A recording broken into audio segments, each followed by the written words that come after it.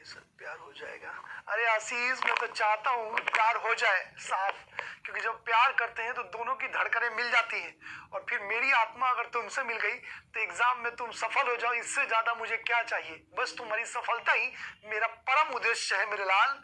यही उद्देश्य है कि तुम सफल हो जाओ। इसके लिए मैं हीरो, हीरोइन, विलेन कुछ भी बनने को तैयार हूँ। ये सब तुम ही लोगों के लिए तो है कि आप लोग इसको अच्छी तरह से आत्मसात कर ले। जब इंटरेस्टिंग होता है तो मजा आता है उसको पढ़ने में, और बिना जोर लगाए दिमाग पर ऑटोमेटिकली याद हो जाता है मेरे लाल। चलिए, ये हो गया। भाभी को रोका कि भाई रुको, मैं इनको सती नहीं होने दूंगा, ज्यादा होगा तो मैं शादी कर लूंगा। इनके घर वाले पगला गए, पागल है क्या तू? एड़ा है? मतलब तू शादी करेगा? परंपरा वर्षों से चल रही है, करे तू शादी करेगा? भाई साहब, राजा राममोहन राय के सामने उनकी भाभी को सती कर दिया गया, और राजा राममोहन राय की जब आंख खुली रोने के बाद, तो वहां से एक मुट्ठी उन्होंने वहां से वो क्या कहते हैं, उनकी राख उठाई और कहा, कसम पैदा करने वालों की, जब तक मैं इस प्रथा को खत्म नहीं कर दूंगा मेरा नाम भी राजा राममोहन राय नहीं। पगला गए भाई साहब, और शुरू कर दिया भारत में सोशियो रिलीजियस मूवमेंट, मतलब सामाजिक धार्मिक सुधार आंदोलन शुरू हो गया।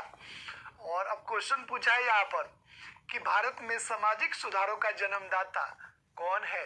Who was the father of social reforms? Next पूछा है, who is the father of renaissance? Bharat में पुनर्जागरण का जनक कौन है? आधुनिक भारत के पिता किसे कहा जाता है? भारत में पत्रकारिता का जनक किसे कहा जाता है? ये सारे क्वेश्चंस और कई सारे ऑर्गेनाइजेशंस एस्टैब्लिश हुए राजा राममोहन राय के इस सामाजिक सुधार के बाद। आर्य समाज, शारदा सदन, Belur Math, Mohammedan Anglo oriental college, उसके बाद आप देखेंगे ब्रह्म समाज, ठीक है, ऐसे कई सारे संगठन हैं। इन संगठनों के नाम, एस्टैब्लिशमेंट ईयर और किसने इसको स्थापित किया, इसके बारे में एग्जाम में पूछे गए, जिनको हम इस सामाजिक धार्मिक सुधार आंदोलन के अंदर प्यार और मोहब्बत से जस्ट चिल करके पढ़ेंगे। क्लियर? समझ में आई बात? अरे आई कि नहीं? रोहित मेरे लाल, सब बात करेंगे, अभी सुन तो बस सुनो तुम। क्लियर? ये सारे पॉइंट्स हम लोग पढ़ेंगे इस सोशियो रिलीजियस रिफॉर्म्स मूवमेंट के तहत, और यही सारे क्वेश्चंस अपने एग्जाम में पूछे गए हैं। क्लियर हुआ? क्लियर हो गया? चलिए, ऐसे मत करिए सर, प्यार हो जाएगा। अरे आशीष, मैं तो चाहता हूँ प्यार हो जाए साफ, क्योंकि जब प्यार करते हैं तो दोनों की धड़कनें। तीसरे स्लाइड पर है रिवोल्ट ऑफ 1857। भाई साहब, जब मान लीजिए किसी भी चीज को ज्यादा दबाओगे और उसका विरोध करोगे और उसका अत्यधिक शोषण करोगे तो रिएक्शन होगा ना भाई, है? घर वाले जब हमारा ज्यादा विरोध करते हैं और जब हमें दबाने की कोशिश करते हैं तो क्या हम रिएक्शन नहीं करते, भड़क जाते हैं? जाइए, आप लोगों को जो करना है करिए, आप दिमाग खराब करके रखते हैं, हर चीज में मुझे ही दबाते हैं खाली। तो जब किसी भी चीज को एक हद से ज्यादा दबाया जाता है और उसका शोषण होता है तो उसके अगेंस्ट एक रिएक्शन, एक प्रतिक्रिया होती है भाई, होती है ना प्रतिक्रिया। उसी प्रतिक्रिया के रूप में ये पहला 1857 की क्रांति हो गई भाई, क्रांति कर दिया हमने। पगला गए एकदम, साहब दीवाना मस्ताना हो गए, और उन्होंने कहा कि उठा लो एकदम तलवार, गोली, बंदूक, बारूद, और इन फिरंगियों को भगाते हैं हम लोग। ठीक है, अब 1857 की क्रांति से संबंधित एग्जाम में क्वेश्चन पूछा है, और बिहार में जगदीशपुर आरा, ये हमेशा फेवरेट क्वेश्चन है भाई साहब। किसका? कमीशन का, चाहे वो स्टेट पीसीएस हो, ये स्टेट की गवर्नमेंट हो या सेंट्रल वाले में, दोनों में। क्या? तो सबसे पहले क्वेश्चन पूछता है कि यह आंदोलन कहां कहां हुआ, ठीक है, उसके नेता कौन थे, मतलब भारतीय नेता, और फिर अंग्रेज कमांडर कौन था जिसने इस आंदोलन को दबाया। एक बात। दूसरा क्वेश्चन पूछा है, आप देखेंगे कि दूसरा क्वेश्चन पूछा है कि ये क्रांति हुई क्यों, इस क्रांति के कारण क्या थे। और तीसरा क्वेश्चन पूछा है कि इस क्रांति के खत्म होने के बाद भारत में क्या क्या चेंजेस हुए। समझ में आ रही बात? क्या क्या चेंजेस हुए, ये सारे के सारे क्वेश्चन 1857 की क्रांति से पूछे गए। आई बात समझ में? तो 1857 की क्रांति में हम इन सारे फैक्ट्स को ढूंढने, समझने और जानने का प्रयास करेंगे। क्लियर? आइए अब हम बढ़ते हैं अगले पॉइंट पर। अगला पॉइंट है important governor general and viceroy. महत्वपूर्ण गवर्नर जनरल और वायसराय। अब क्वेश्चन पूछा है सर, ध्यान से सुनिएगा, ध्यान से सुनिएगा मेरी बात। पहला क्वेश्चन पूछा है बंगाल का पहला गवर्नर कौन था। फिर पूछा है बंगाल का पहला गवर्नर जनरल कौन था। फिर पूछा है भारत का पहला गवर्नर जनरल कौन था। फिर पूछा है भारत का पहला वायसराय कौन था। फिर पूछा है भारत का पहला अंतिम वायसराय कौन था। फिर पूछा है भारत का पहला अंतिम भारतीय वायसराय या गवर्नर जनरल कौन था। ये सारे के सारे क्वेश्चन पूछे गए। दूसरा, इन गवर्नर जनरल के काल में क्या क्या चेंजेस आए इनके काल में, ठीक है, वो सारे के सारे डेवलपमेंट पूछे हैं। जैसे एग्जाम में पूछा कि ग्रैंड ट्रंक रोड की मरम्मत किस गवर्नर जनरल के काल में हुई, ठीक है। डॉक्ट्रिन ऑफ लैप्स, हड़प की नीति कौन लेके आया। उसके बाद आप देखेंगे कि एचिशन आयोग या सैंडलर आयोग किस शासन काल में, किस गवर्नर जनरल के काल में है। पहला कृषि सुधार किसके शासन काल में हुआ, या स्थानीय स्वशासन का जनक किस गवर्नर जनरल को कहा जाता है और किसने भारत में स्थानीय स्वशासन की शुरुआत की। भारत में लोक सेवा आयोग का गठन किसके काल में हुआ।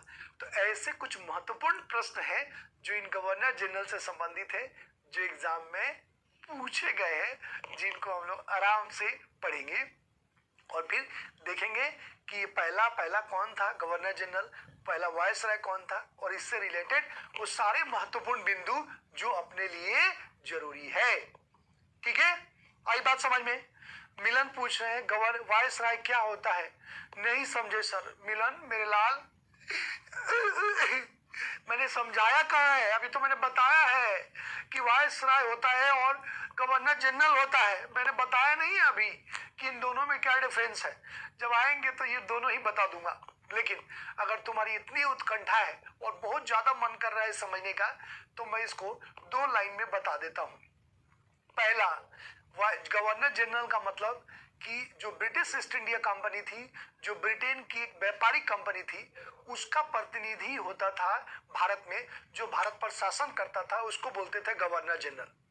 1857 की क्रांति के बाद 1858 में ब्रिटिश क्राउन ने, मतलब वहां के राजा ने, भारत से ब्रिटिश ईस्ट इंडिया कंपनी के शासन को समाप्त कर दिया और कहा कि अब हटो तुम लोग रहोगे तो पता नहीं और क्या क्या बवाल करोगे, अब हम डायरेक्ट कंट्रोल करेंगे। मतलब डायरेक्ट वहां के पार्लियामेंट से कानून बन के आएगा और सीधा नियंत्रण होगा राजा के पास।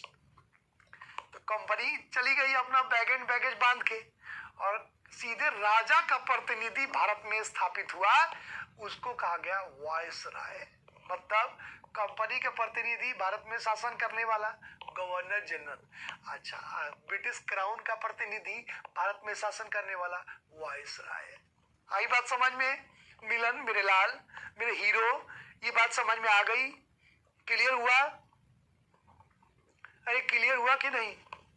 आदित्य राज मेरे लाल, ऑफलाइन मैंने कहाँ पढ़ाया है तुमको, तुम तो ऑनलाइन ही पढ़ रहे हो। ये तो सोचो कि ऑफलाइन की जगह ऑनलाइन के मजे ले रहे हो। क्लियर?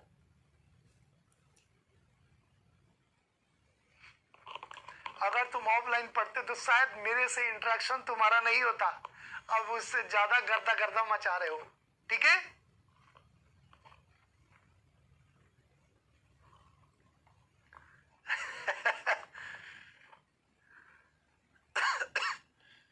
संतु खत्म हो जाएगा जल्दी।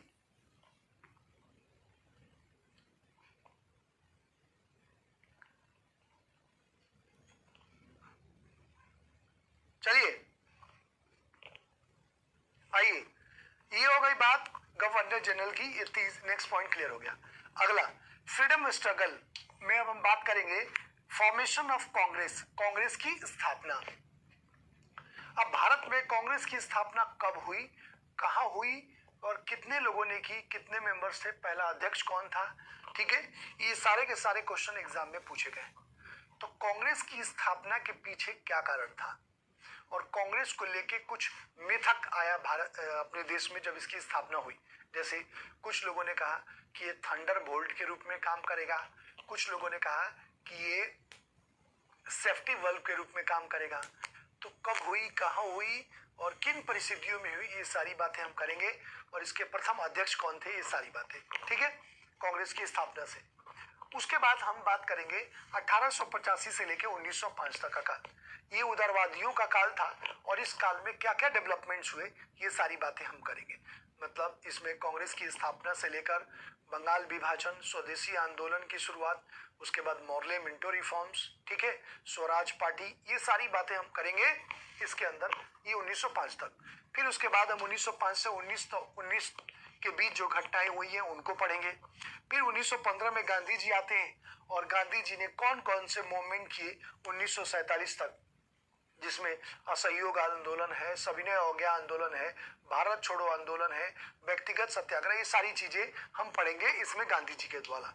उसके बाद 1925 में भारत में समाजवाद का प्रभाव शुरू होता है, क्योंकि वर्ल्ड लेवल पर समाजवाद आगे बढ़ रहा था, तो भारत में भी ये परंपरा आगे बढ़ी और कई समाजवादी विचारक भारत में भी आए, तो हमारा राष्ट्रीय आंदोलन समाजवाद से प्रभावित हो गया, ठीक है। तो इसमें क्या क्या चेंजेस आए इसके बारे में हम पढ़ेंगे इसमें। जैसे भारत में कम्युनिस्ट पार्टी ऑफ इंडिया की स्थापना कब हुई, पहला सम्मेलन कब हुआ, ठीक है, ये सब बातें।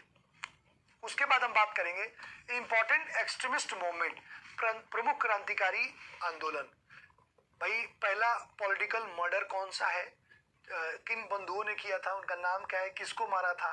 फिर उसके बाद असेंबली बम कांड, फिर अलीपुर बम कांड, फिर चौरी चौरा कांड, ऐसे जितने भी जो क्रांतिकारी आंदोलन हुए हैं वो आंदोलन कहाँ हुए और कब हुए, क्या और वो आंदोलन क्या थे, ये सारे के सारे एग्जाम में पूछे गए। उन आंदोलनों के बारे में हम बात करेंगे, डेट, बंदे का नाम और उस केस का नाम, ठीक है। उसके बाद इंपॉर्टेंट न्यूज़पेपर और बुक्स ऑफ फ्रीडम स्ट्रगल, स्वतंत्रता आंदोलन से संबंधित कई सारी महत्वपूर्ण पुस्तकें हैं, जैसे केसरी है, अल हिलाल है, बंग देश है, उसके बाद डिस्कवरी ऑफ इंडिया है, ठीक है, ऐसे भारत दुर्दशा है, कई सारी पुस्तकें, इंपॉर्टेंट पुस्तकें जिसके बारे में एग्जाम में पूछा जाता है। या कुछ न्यूज़पेपर्स हैं, न्यूज़पेपर से रिलेटेड भी पूछता है, अमृत बाजार पत्रिका, ठीक है, सोम प्रकाश, ये किसने लिखा, किसने जारी किया, कहाँ जारी किया, तो ये सारी चीजें हम इसमें पढ़ेंगे, ठीक है। आइए उसके बाद नेक्स्ट पॉइंट में हम बात करेंगे इंपॉर्टेंट कॉन्फ्रेंस ऑफ कांग्रेस। अब एग्जाम में पूछा है कि गांधी जी ने एकमात्र कांग्रेस का कॉन्फ्रेंस कौन सा अटेंड किया था और किस कांग्रेस अधिवेशन के अध्यक्ष है। एक तो ईयर पूछ लेगा और दूसरा उनका जगह, कौन सी जगह में किया था। फिर सुभाष चंद्र बोस ने कितने कॉन्फ्रेंसों में सुभाष चंद्र बोस अध्यक्ष बने थे, प्रेसिडेंट, इसके बारे में। फिर भारत की पहली महिला अध्यक्ष कौन थी, पहली भारतीय महिला अध्यक्ष कौन थी, ठीक है, ये सब, या पहला, दूसरा और तीसरा जो कॉन्फ्रेंस हुआ था कांग्रेस का उसमें कौन था, आजादी के समय कांग्रेस का अध्यक्ष कौन था, ये सारे प्रश्न पूछे गए एग्जाम में, इनको हमने जानना है और समझना है कांग्रेस अधिवेशन से संबंधित, ठीक है। उसके बाद हम बात करेंगे सरनेम ऑफ फ्रीडम फाइटर्स। कई सारे हमारे जो फ्रीडम फाइटर्स हैं उनका उपनाम दिया गया है, जैसे गुरुदेव, उसके बाद राष्ट्रपिता, फिर उसके बाद अन्ना, फिर उसके बाद आप देखेंगे देश रत्न, उसके बाद आप देखेंगे कई लोगों को लोकमान्य, ऐसे कई सारी उपाधियां अलग अलग फ्रीडम फाइटर्स को दी गई हैं। ये उपाधि किसको किसको दी गई है ये भी एग्जाम में पूछा गया है, तो उन सरनेम्स के बारे में हम लोग बात करेंगे और पढ़ेंगे। क्लियर, आई बात समझ में। तो ये वो कुछ टॉपिक्स हैं जो हमने कवर करने हैं इस मॉडर्न इंडिया में, और इससे रिलेटेड सारे फैक्ट्स हम कलेक्ट करेंगे और इसको हम पढ़ेंगे। समझ में आई बात, समझ में आई बात, क्लियर हो गया। समाजवाद का मतलब ये है नीतीश की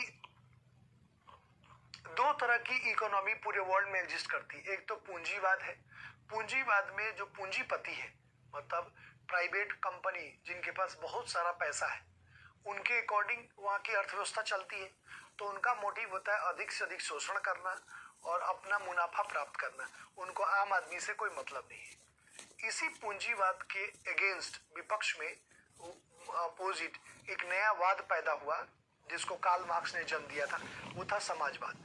कहा कि समाज में पूंजीपति और लेबर क्लास इन दोनों का इंपॉर्टेंट रोल है। पूंजीपति तकनीकी लगाता है और मजदूर बेचारा मेहनत करता है तो किसी चीज का प्रोडक्शन होता है।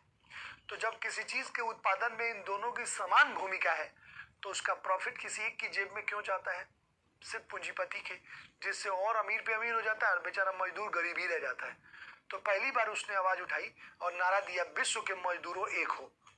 और कहा कि जब किसी भी प्रोडक्ट के बेचने से जो प्रॉफिट होता है उन दोनों में समान वितरण होना चाहिए, तभी दोनों का समान रूप से विकास होगा। मतलब समाज के निचले तबके का भी विकास होना चाहिए। और ये आवाज बहुत दूर तक गई, पूरे वर्ल्ड में फैल गई। और क्योंकि उस समय अंग्रेज पूंजीपति ही तो थे जो पूरे वर्ल्ड पर राज करते थे, अपने निजी हित निजी लाभ के बारे में सोचते थे, तो उन्हीं के अगेंस्ट एक नई विचारधारा पैदा हुई जिसमें नीचे के लोगों के विकास की बात की गई, नीचे के लोगों के उत्थान की बात की गई, जिसको हम समाजवाद के रूप में समझते हैं। क्लियर? ठीक है, अभी मैंने समझाया है। ठीक है, उदारवाद का मतलब ये है मेरे लाल कि प्यार मोहब्बत की बातें, दिल आशिकाना की बातें, कि भाई आप प्लीज मेरी बात मान लीजिए, प्लीज मान लीजिए ना, इसको हम बोलते हैं उदारवाद। और उग्रवाद का मतलब मेरा बात मानोगे कि नहीं, चलो मानो जल्दी, चुपचाप जो मैं कह रहा हूं वही सुनो, उसको हम बोलते हैं उग्रवाद। क्लियर? तो उदारवाद का मतलब रिक्वेस्ट, निवेदन प्रतिवेदन के माध्यम से अपनी बात मनवाने का प्रयास। और उग्रवाद का मतलब अपनी बात जबरदस्ती मनवाने का प्रयास। क्लियर हो गया? ठीक है, चलिए चलिए आइए अब हम लोग शुरू करेंगे भाई साहब पहले टॉपिक से, इसको पढ़ना और समझना। तो पहले तुम लोगों को मैं पूरा मॉडर्न इंडिया